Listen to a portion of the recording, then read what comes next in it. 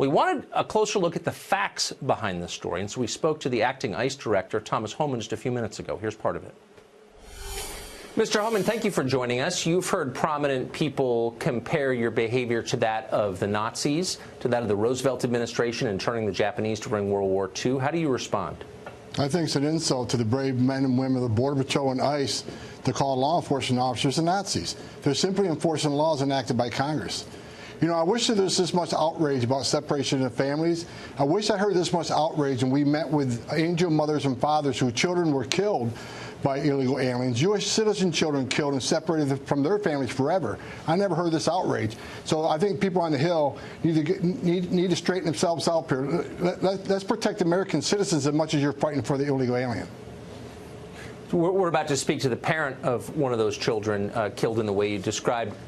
Did you notice cable news anchors or Democratic politicians swooping in to comfort those families when their kids were killed?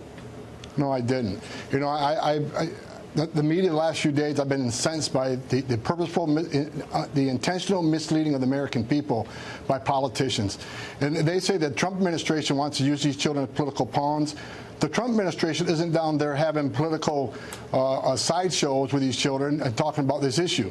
The Trump administration wants Congress to fix this, and Congress has the authority to fix it. But what no one's talking about is the underlying reason for this whole argument. Are these families really escaping fear and persecution? The immigration court has said in the last year and a half, over 80% of these claims are frivolous. So first of all, we got to attack the very foundation they're arguing these people are coming to this country. These parents themselves are using these children as pawns to gain entry to the United States, knowing that we can't detain them. And as far as the separation of families are concerned, you have to put the blame on the parents. They are choosing to enter between the ports of entry. They know they will be separated, but they want to blame the government when we were forced to do that. So let's put the blame where it lies, not on the fine men and women of the Border Patrol and ICE. We're enforcing the law. What would happen, well, you don't make the policies, of course, what would happen if we do what we're hearing we must do, and that is give immediate automatic amnesty to anyone crossing illegally with a minor child in tow? What would happen? Well, let me talk. That's what's been done. That's what we're asking Congress to fix the Flores Settle Agreement. Because let me tell you the way it works right now. Under the Flores Settle Agreement, if a family comes in our custody, we can hold them for less than 20 days. We release them. Most of them won't show up in immigration court.